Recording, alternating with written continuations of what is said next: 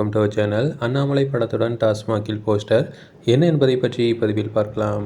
தமிழகத்தில் உள்ள டாஸ்மாக் கடைகளில் 1000 கோடி ரூபாய் முறைகேடு நடந்துள்ளதாக அமலாக்கத்துறை தெரிவிக்கிறது. டாஸ்மாக் முறைகேட்டை தடுக்க தவறிய தமிழக அரசை கண்டித்து பாஜகவினர் சென்னையில் ஆர்ப்பாட்டம் நடத்தினர்.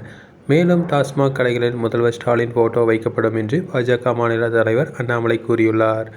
இந்த நிலையில்தான் கோவையில் அண்ணாமலைக்கு எதிராக திமுகவினர் டாஸ்மாக் கடை முன்பு ஒட்டிய போஸ்டர் பெரும் பரபரப்பை ஏற்படுத்தியுள்ளது. மேலும் டாஸ்மாக் முறைகேடு தொடர்பாக தமிழ்நாட்டில் உள்ள அனைத்து டாஸ்மாக் கடைகளின் முன்பும் முதல்வர் ஸ்டாலின் போட்டோ மாட்டி வைக்கப்படும் என்று தமிழக பாஜக மாநில தலைவர் அண்ணாமலை கூறியிருந்தார். அதன்படி இன்று தென்காசி மாவட்டத்தில் உள்ள சில டாஸ்மாக் கடைகளின் முன்பு பாஜகவை சேர்ந்த பெண் நிர்வாகிகள் முதல்வர் ஸ்டாலின் போட்டோவை வைத்தனர். இது தொடர்பான வீடியோ வெளியாகி பெரும் பரபரப்பை ஏற்படுத்தியது. இந்த நிலையில்தான் பாஜகவினருக்கு எதிராக திமுகவினர் போஸ்டர் ஒட்ட தொடங்கியுள்ளனர். கோவையில் திமுகவினர் நூதன போஸ்டர் ஒட்டி, அதாவது டாஸ்மாகில் முதல்வர் ஸ்டாலின் போட்டோவை வைப்பதற்கு கூறிய பாஜக மாநில தலைவர் அண்ணாமலைக்கு எதிராக இந்த போஸ்டரை ஒட்டியுள்ளனர். டாஸ்மாகில் அரசு நிர்ணயித்த காசை விட கூடுதல் விலைக்கு மதுபானம் விற்பதில்லை என்ற வகையில் போஸ்டர் ஒட்டப்பட்டுள்ளது.